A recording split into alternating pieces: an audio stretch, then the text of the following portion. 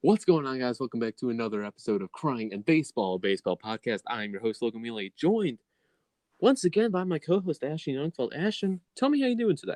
I am doing pretty well, Logan. How are Pretty you doing? well. You just had a Slurpee. That sounds good. Yep. It was pretty fire. It's It's pretty pretty fire. gas, as some of the Oh, kids would say. it's very gas. Speaking of gas, this is a bad transition. Shohei Ohtani has been throwing gas this year. But also been hitting bombs. Am I correct in saying that he is tied for the lead with home runs? I believe so, as he just hit another one right now in this Oh my god. Rays-Angels game that Yeah, I'm he's tied watching. with 10 with Acuna and JD.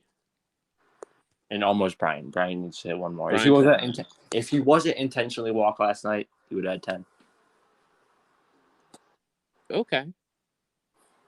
That's really cool for you that you think that. I'm really glad you think that. You shut up. You know you want him on the Sox. I want him on the Sox. Okay, you know who we did that Luis Robert video yesterday? I think that Joey Gallo would be a perfect fit. The Rangers suck this year. And Joey Gallo's a big lefty power bat with a nice glove. Okay, he's good at defense and he hits for power, and that's about it. Yeah, he does not hit for average at all. No, he does not. I'll pull up his baseball reference real quick, but I think that'd be a perfect fit. I would argue Haniger is a better player.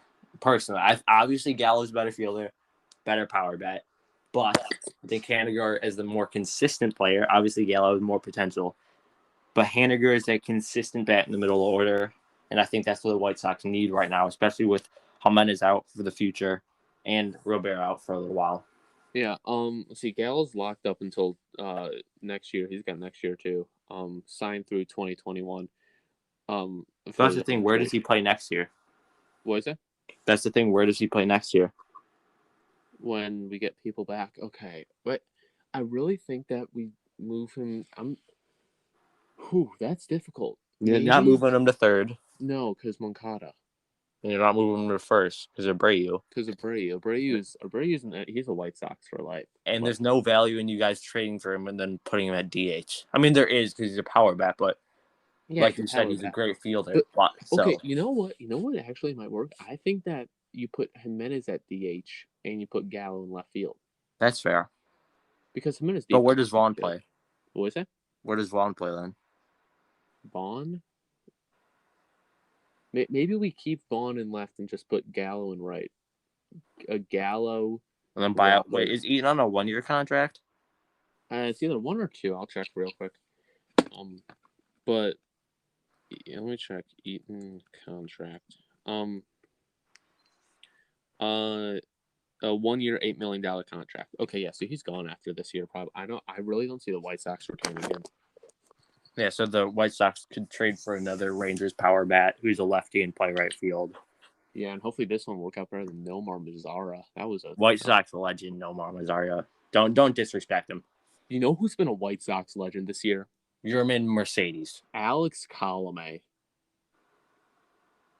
No. I think he came close. Did he win relief? I think he came in like second for AL reliever of the year last year for us. Goes to the Twins, is like the worst bullpen pitcher this year so far.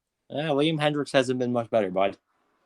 Liam Hendricks, I've only seen pre-White Sox. I'd only seen Liam Hendricks twice, and that was in I think it was 2018 wild card game, Athletics Yankees, where he gave up a home run to like Judge or someone in like the 8th, and then 2020 wild card game 2 when he almost blew it. So like my impressions of Hendricks were not positive. And then he just hasn't been great for you guys, especially with the money you're paying him for a bullpen arm. Yeah, I mean that's it's a lot of money. But I mean, hopefully he can kind of get into a rhythm. Didn't he come in like 8th for Cy Young voting or something like that? I feel like. I mean, yeah, last year he was high up there because of the shortened season, and they just threw him basically every day, and he pitched well.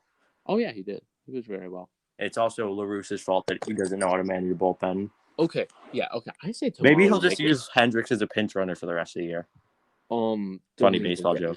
We saved that for tomorrow. We're gonna make. Should we do that tomorrow? Should we make a LaRusse episode?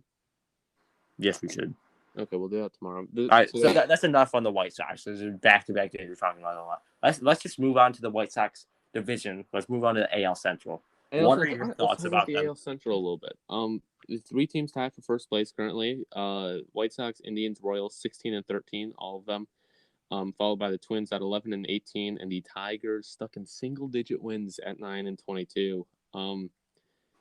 Give me your impressions. All right, so just give me your impressions. Go for it. Obviously, the Royals are the surprise team that is tied for the top. Mhm. I know the Indians lost Lindor, but with Terry Francona, they're always competitive. So I feel like people should have known that they'd be all around the spot, even if I don't know if it's too sustainable. The one that's surprising is actually, or like surprisingly disappointing, has been the White Sox. And it's not that they've been awful, obviously 3 games above 500, but I feel like people expected them to run away with this division and just be so far ahead of everyone else. Mhm. And we just haven't seen that. Obviously, not going to get into it too much, but Tony La Russa is a big part of that, just holding them back, which is not something you want out of the manager, especially in his first year at the team. Yeah.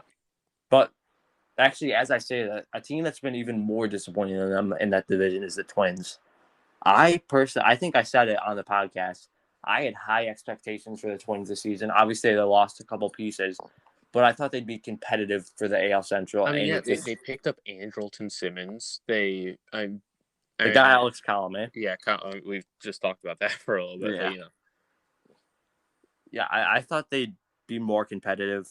Obviously, they haven't, but they're definitely a team that if their bats can get hot at the right time, I think they could take off a little bit. Obviously, Byron Buxton's been a revelation this year. He hit a lot of home runs last year too, though. But everyone kind of thought like he's that Mike Trout type, and then for a while he's just kind of a nice fielder who can steal some bases. But he's really elevated his game these past couple of years, which is if the Twins want to be competitive going forward this year, he's going to be a big part of that. And then obviously the Tigers not going to touch on them too much.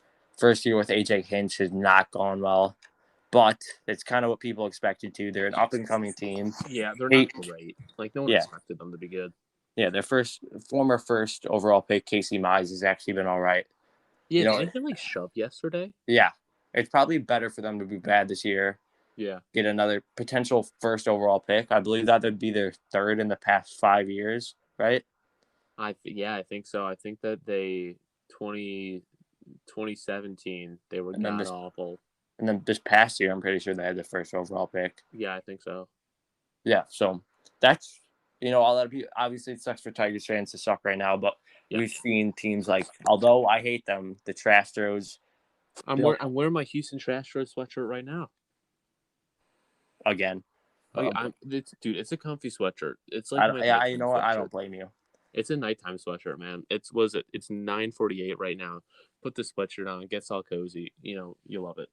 Yeah, but so what was I talking about? Sorry, I forgot. The Tigers. Casey Mize, yeah. Yeah, so if you want to be competitive, especially as a small market team, you're going to have to suck for a long time to be good for a little while. But as you saw with the Royals, that's all fine as long as you're able to get the World Series. So I think although this year is going to suck, obviously, for the Tigers, moving forward, they will potentially be competitive with the White Sox in the AL Central with all their young guys coming up. Yeah, can we hold up? This is like news from half a decade ago. But can we talk about the miracle of the 2014-2015 Kansas City Royals? Like that bullpen. I never fully realized how dominant they were until like a couple weeks ago.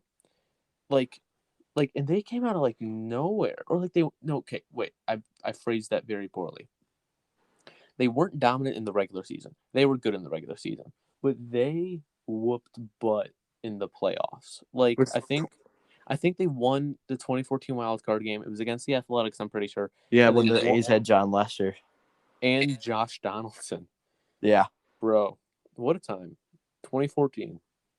Yeah, but I mean, straight up, like they kind of came out of nowhere and I mean, they did incredibly well. And 2014-15 was they lost to the Giants in the World Series, right? Yeah, 14 they lost because Giants even number year or whatever. and then then 2015 they beat the Mets. How did the Mets make? I know like That was Daniel Murphy's insane playoff run. he went off, and then That like Thor was amazing, and Matt Harvey. wow, Oh yeah. my God. Think about that turn for the Mets. That one, yeah. And now they're back trying to be competitive, and it's like They're not really competitive this year. no, I mean, they are, really but no. The AL East. Let's talk about the AL East a little bit right now. Led by the Philadelphia Phillies. Okay, let me just NL East. Yeah, NL East. The last place team is only 2 games behind the first place team. First place team, the 16 and 15 Philadelphia Phillies. Second place, 12 and 13 New York Mets. Third, the 14 and 16 Atlanta Braves. Fourth, the 12 and 14 Washington Nationals, and fifth, 13 and 16 Miami Marlins. I mean, and all of them have a negative SRS, except for the Marlins. Somehow. That's so confusing. Like, I don't. That makes it, the NL East this year is just. It's just. It was supposed to be the most. It might be the most competitive division, But for the wrong reason. It's because everyone's for the so wrong middling. reason. It might be everybody compete because right now from the NL East. All right, so let's just. I feel like we can say this now. One, if not both of the if the Giants still, if somehow they pull it out, but if one, if not both of the wild card slots are going to the Dodgers or Padres. Yeah. And it's I'm not. We can talk about the Giants in a second, but nobody from the East is going to make that second wild card spot. And like you can say that about the Central too. Like the Central and East are both filled with like good teams. They're good. But the National League West has 2, possibly 3 great teams. And like it's the power distribution is like kind of weird because you can see the Cardinals winning the Central with 91 wins, and the Braves squeaking the East out with 89 wins, and you'll see Padres Dodgers going 104 103 wins, and one of them's in the wild card game. Like that's not healthy for baseball. Yeah, it's like so it's fun in a way because you get those Padres Dodgers games and you get so that's fun, but you'd rather have those games in the playoffs. You would, which you might not get if somehow one of those teams loses in the wild card round. That would suck for baseball. Everyone wants that Dodgers Padres NLCS. But Dodgers Padres NLCS would probably get more viewership than the World Series. That's the thing. It probably wouldn't go to the CS because you assume either the Padres or Dodgers finish with the best record, right? Yeah. Which and means wild that card spot, yeah, which is not good for baseball. No, which is why the MLB's playoff bracketing is really weird. In all honesty, I was a huge fan of last year's playoffs. So was I. Like, I thought that it brought excitement, and what was it? The Padres Cardinals series. That was phenomenal from what I remember. It was Fernando Tatis hitting the home runs in the playoffs. Jack Flaherty. Like, it's and there was so much baseball. There was like that one day. There was I think 8 playoff baseball games going on just throughout the day. It was I think it was September 29th or September 30th. It was one of the greatest days ever. There was just constant playoff baseball. It was just amazing to see. And now, we'll get one game on TBS on a Tuesday night. Yeah, right now there's only one game on. I mean, obviously it's later, but last night's Cubs-Dodgers game was very fun. Yeah, Cubs-Dodgers series was great. Like let's talk about that for a second. Cubs-Dodgers series, Cubs sweep that. They face Bauer, they face Bueller, they rock Kershaw. They absolutely destroy Kershaw. Don't sleep on the Cubs. Yeah, don't. Dustin May's out though. Yeah, which is not good for them, especially when you look up how deep that Padres rotation is. Yeah, I mean you got Darvish, Snell, Lamet. Snell, why did I say Schmidt? Clevenger. Clevenger. Is Clevenger back? I don't think he is. Yeah, which I is was gonna say scary. The fact I, they haven't like really reached expectations so far this year. I think that's fair to say. yeah, I But was one, we all know they're going to make the playoffs. And think about how deadly that 4-man rotation would be. yeah. I mean, think about it. In the ALDS, they need to win 3 games. Okay, like that's it's they can so easily. The Padres can easily do that. They throw out. Wait, Joe Musgrove? He threw a no-hitter this year. Yeah, their rotation is loaded. Those Yeah, are those are 5 phenomenal and starting pitchers. Ryan Weathers. And Ryan Weathers. And don't they have like some pitching Mackenzie Gore? Mackenzie Gore is ridiculous. That team is Bro. so loaded. And this is where the MLB has screwed up. The fact that they didn't have to give up really any of their top prospects in the Snell or Darvish trade, Yeah. like I, they're set for now and the future. yeah, I mean they gave up Francisco Mejia, but like he turned prospect to just like mediocre bench bat. Yeah, and no, well, plus they got Victor Caratini back in the Cubs trade. Carantini I mean just I mean He's a perfect backup switch hitting catcher. he Which, really is.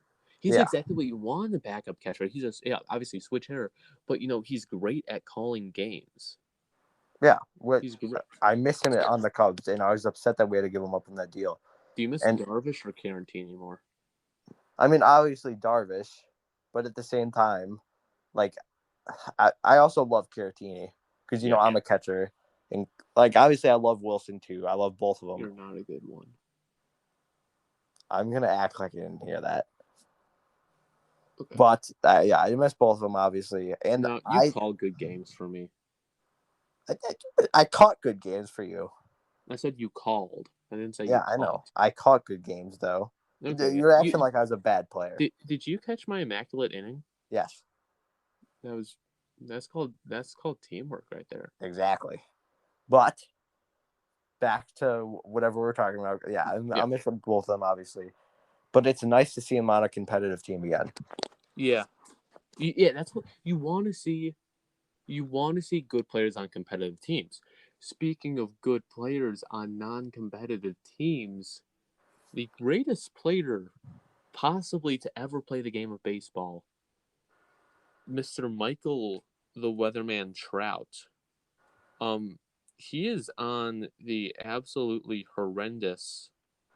I wouldn't call him absolutely horrendous. They are 13-16, last place in their division. That's not horrendous. That's a rough start to the season. You can't win the division in April, but you can bury yourself in the hole in April. That's true.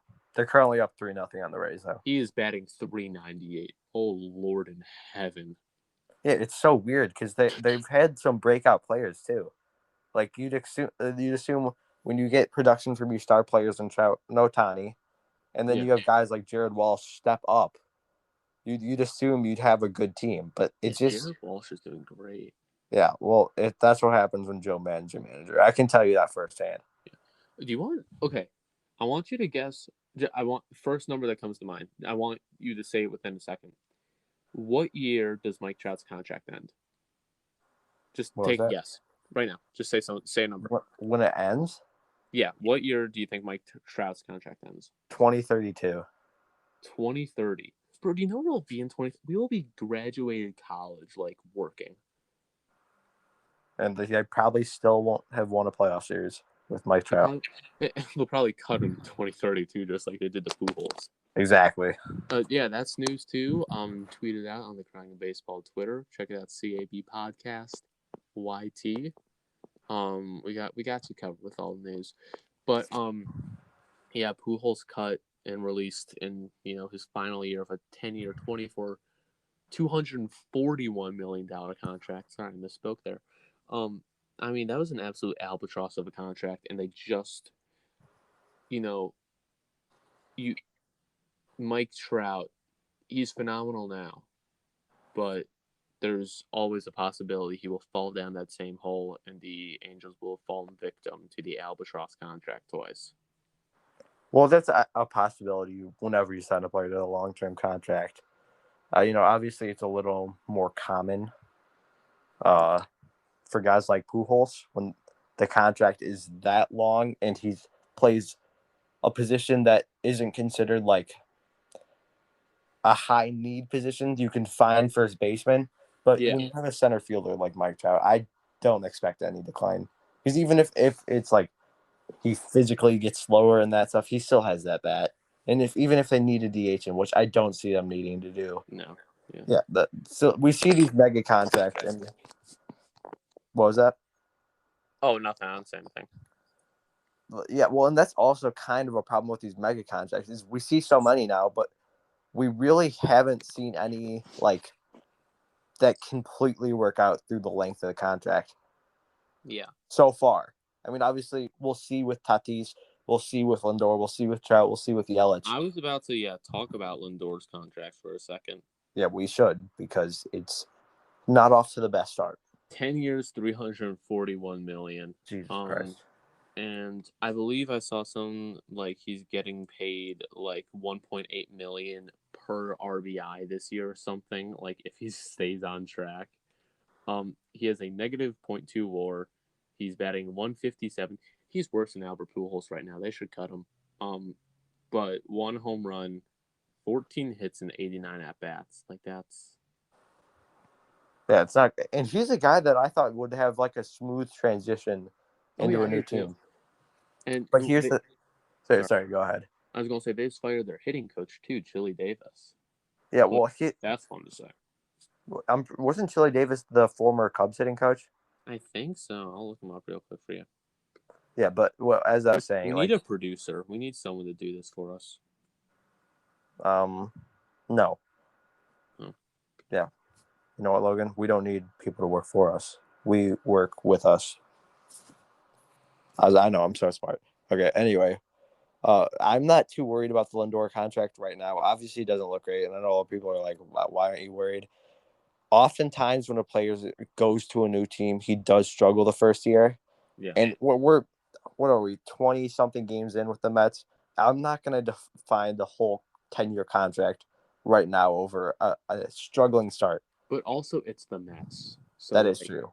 I almost expect it to be not great. And I think I heard something that even when Francisco Lindor's contract ends, the Mets will still be paying Bobby Bonilla. That's phenomenal. It's amazing. Let me check up.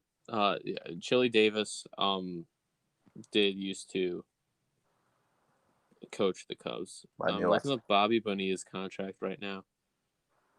I mean, I don't even know the whole story behind Bobby Bonilla's contract. Like, do you? I'm pretty sure. So I know their former owners got 25-year deal. Oh my god. Yeah, their owners got caught up in a pyramid scheme. Oh, Bernie, what's his name? Madoff, right? Bernie, he died. Yeah, well, so probably not the best timing, but he kind of, I'm not going to say anyone deserves to die, but he screwed a lot of people out of a lot of money. He screwed the Mets organization out a ton of money, and that's why they were kind of known as a poverty franchise for a while. The deal is generous in part due to the investments the team had made in notorious Ponzi schemer Bernie Madoff. Boom. Yeah. So that wasn't great. And the Mets are still dealing with it today, which is insane. That's, oh my god. It's hilarious, but it is crazy. There's no other contract like it in sports. It's the most Metsy thing of all time. It really is. I feel bad for Mets fans. I genuinely do. Bro. Imagine having the Yankees and Mets and choosing to be a Mets fan. That's like choosing to be a White Sox fan. Shut up. I was in New York, I think, like 2016, and it was right after the Mets just made the World Series, and I almost got them. No, it was 2015. The Mets were like doing good, so I almost got a Mets hat instead of a Yankees hat. But I got a Yankees hat because New York and all bandwagon. But like, if I did get a Mets hat, I do think I wouldn't be able to look at myself in the mirror. I think I would have burned it. Yeah. No, my Yankees hat really. This is a tangent, but my Yankees hat's really cool. It's 2014 All-Star Game with a Derek Jeter patch on the right side, and then like the All-Star Game patch on the other. Very cool. So what you're saying is you're a Yankees fan. False. True. Okay. Yeah, I mean you can choose to believe that, but Your like, favorite player is definitely Giancarlo Stanton. oh my God, Giancarlo Stanton. I'm not even joking though right now. Like He's been ridiculous. he's been ridiculous. He's not my favorite player, but He's close to it. he's close to it. I mean, it probably goes Yerman. No, it definitely goes Garrett Cole, Gleyber Torres, Giancarlo Stanton, Aaron Judge. Carlos Correa, Jose Altuve, Alex Bregman, and Marwin Gonzalez. Said literally no one ever. What is it? Said no one ever. Do you get it though? Because they're all the they're all the Cheaters. cheaters. Yeah. Yeah, AJ Hinch is my favorite manager. Second favorite's got to be Alex Cora. Just the way And Carlos Beltran, who didn't even manage the way that they just another Metsy move. hiring the Another guy. absolute Metsy move. They had to fire before he even managed a single game. And then they had to fire their next manager because legal reasons. Yeah. So The Mets are just I feel like this has kind of been making fun of the Mets and kind of boasting the Yankees, but I don't even like the Yankees. Compared to the Mets though. no, whenever I see a Yankees game, I want them to lose unless they're playing the Astros. Yeah, pretty much. Watching those games though, like that was intense. Which it should have been. Bregman hit that home run. I think I pooped myself. I used to like Alex Bregman too. We almost met Alex. Yeah, and then he canceled. Yeah. So even more reason to not like Alex Bregman. Yeah. Yeah, we hate Alex Bregman. I have his rookie card. I was gonna let him sign it. Cool story, Logan. What is it? Yes. Okay, so moving on. What are we moving on to? Actually, let's touch on the AL Central. Oh, we're going back to the AL Central? Or not AL Central. NL? No. The Yankees division. The AL East? Yes, sorry. Ashton, what side of the coast has the Pacific Ocean? I'd say the Northwest East, maybe. You're hilarious.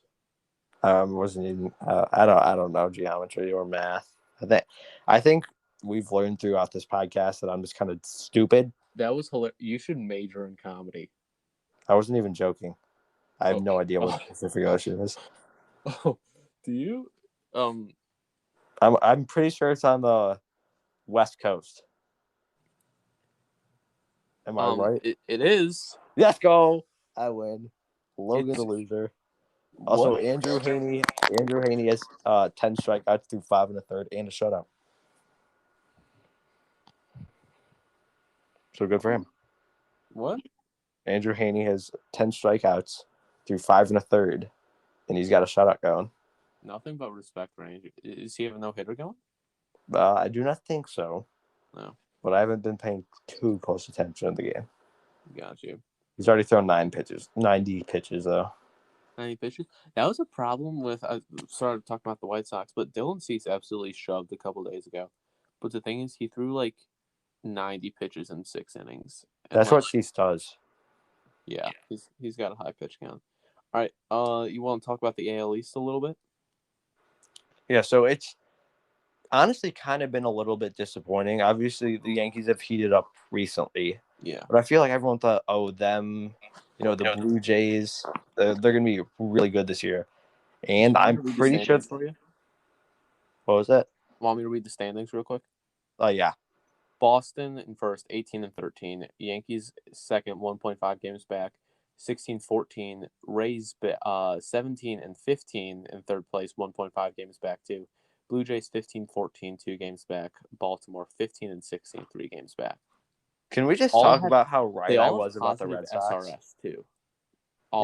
Yeah, can we just talk about how right I was about the Red Sox? Yeah, let's talk about that for a second. I called the Red Sox being good this year. Logan's like, no, they're going to suck. They lost Benintendi. And I said, no, Logan. I'm such a big Andrew Benintendi fan. So am I. I don't even know why. Yeah, me neither. I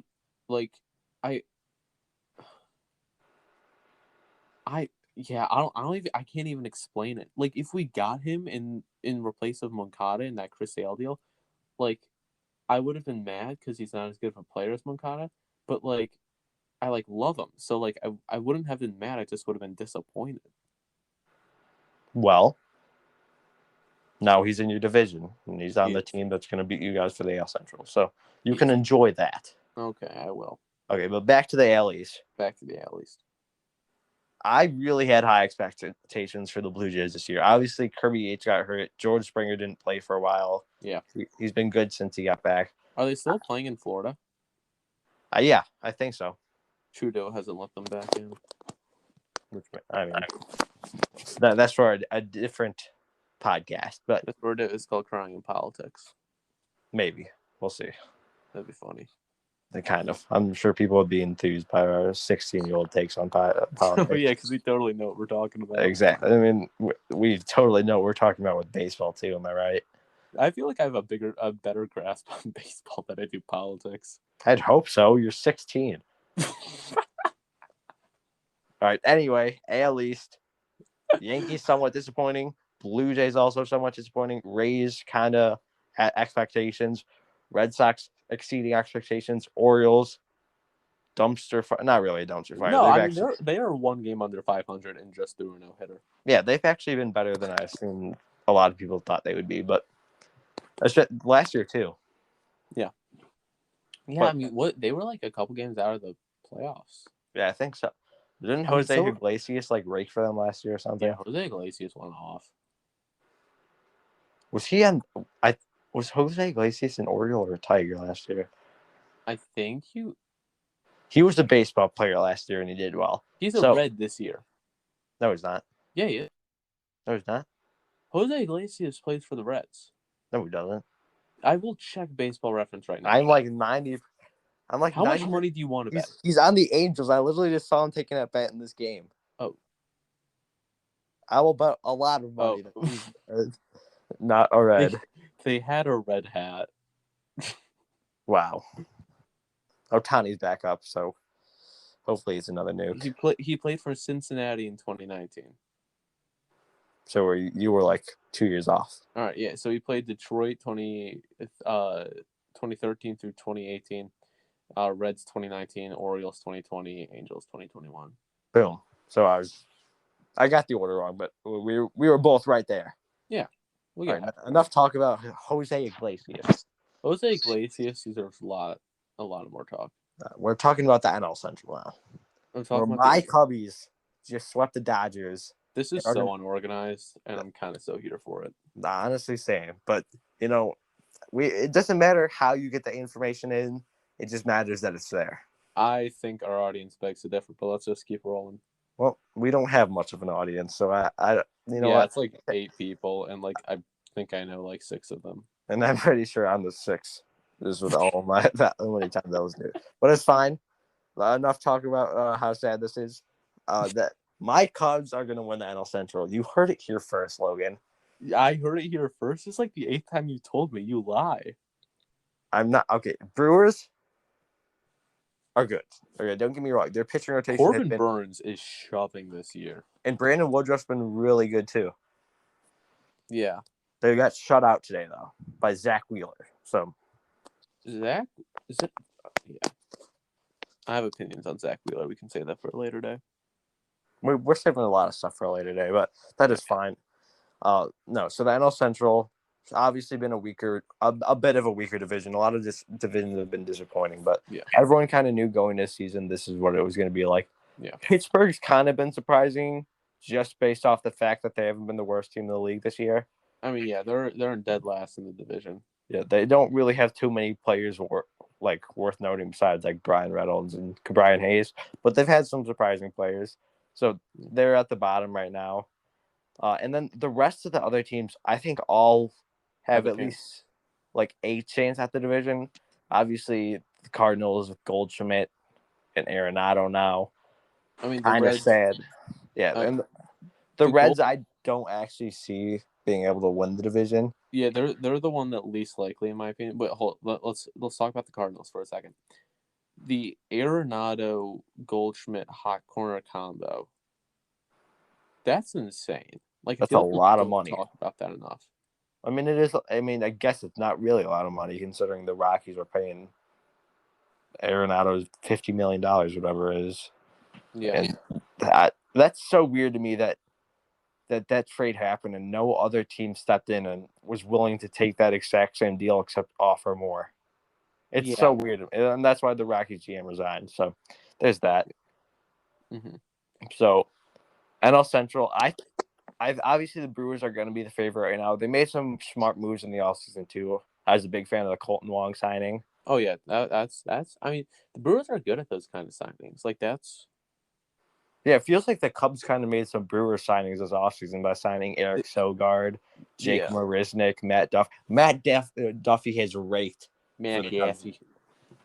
He was a rookie the same year Bryant was, and I kind of got nervous that he was going to beat Bryant out for Rookie of the Year when he was a giant legend. A giant. He was a giant legend. He was actually good. The Giants have been so good this year. Okay, they lead the West 18-13. Padres 18-14, half game back. Dodgers 17-15, 1.5. Diamondbacks 15-15, 2.5 games out, and Rockies 12-19. Diamondbacks have one of the most underrated pitchers in the league in Zach Gallen. Zach Gallen. I love him. I'm not gonna lie. Really, you feel the same affection towards him as I do Benintendi? I think it's the goggles. It's the goggles.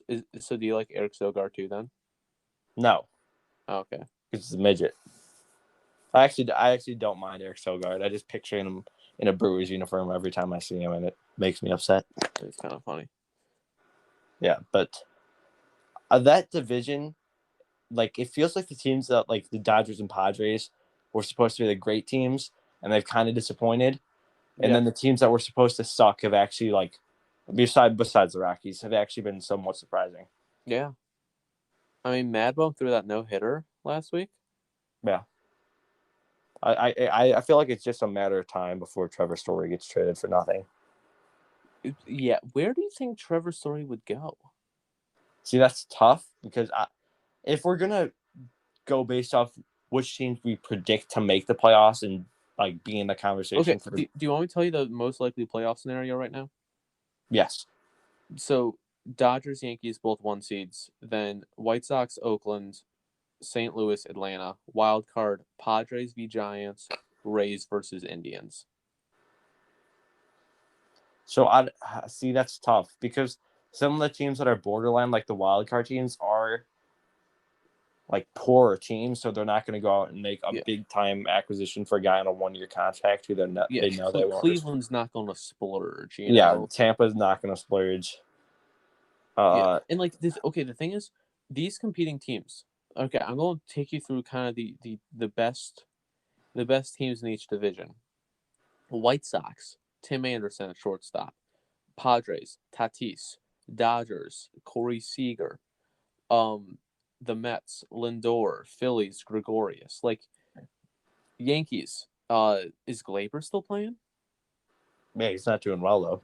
He's not doing well, but they have a shortstop.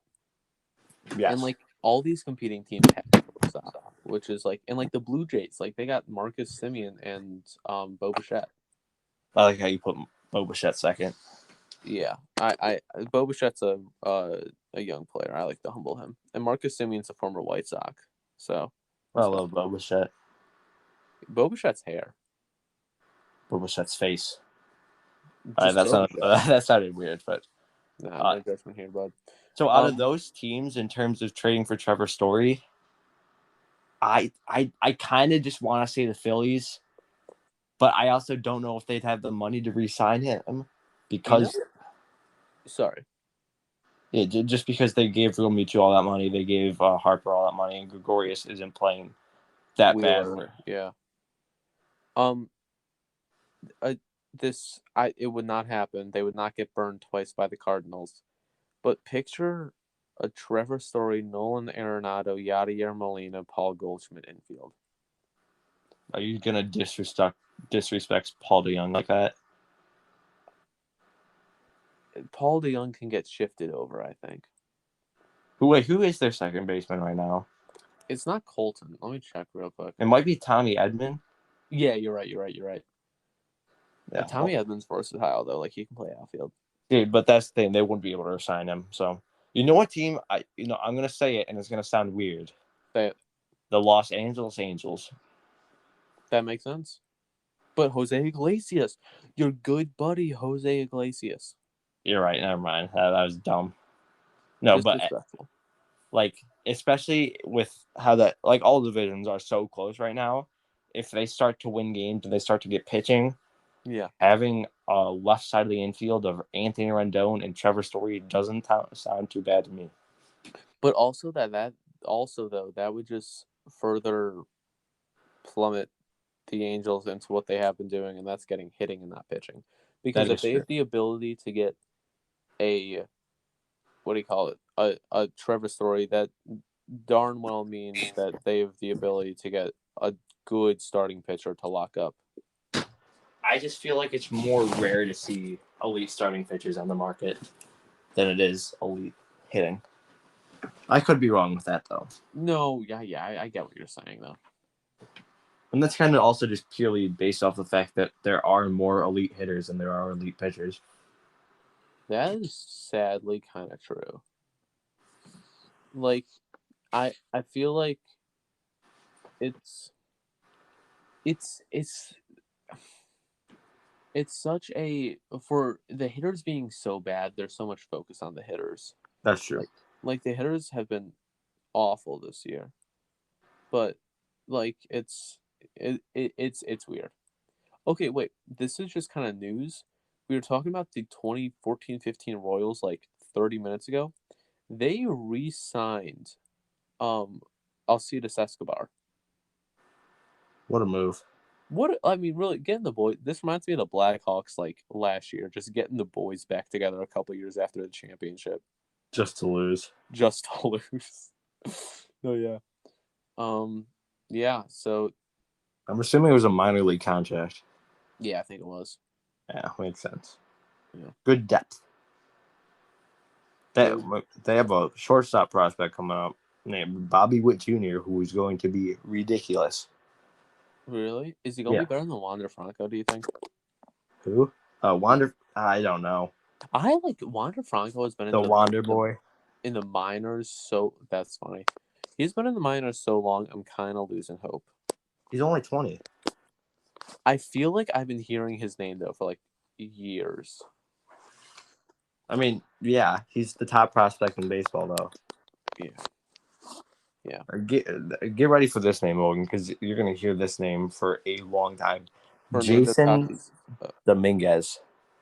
Why am I hearing Jason Dominguez's name for a long time? He is the 18-year-old center field phenom for the New York Yankees. International free agent signing. Okay, yeah, I think I heard something about that. And He is ridiculous. I'm scared. Yeah, well, of course he's a Yankee. So I feel like we see more when more star players come from the international free agent pool every year. Oh yeah, like Luis Robert. Okay, like he's gonna win MVP one day. You heard it here first, Luis Robert. I'm gonna quote you on all of this stuff, by the way. What did I say? I'm gonna quote you on all of this stuff. Please do. Please will. tweet it out. Nick Madrigal's 3,000 hits. Nick Not Madrigal's happening. gonna end his career with 3,000 hits, and Robert and Jimenez will both have an MVP to their name by the end of the year. Get out of here. I'm really thinking Jimenez 1 year just goes off. It's like 58 bombs with like a 330 average and like 140 RBIs. What are you on? Are you saying nothing. He turns into an even better version of Nelson Cruz? I really do.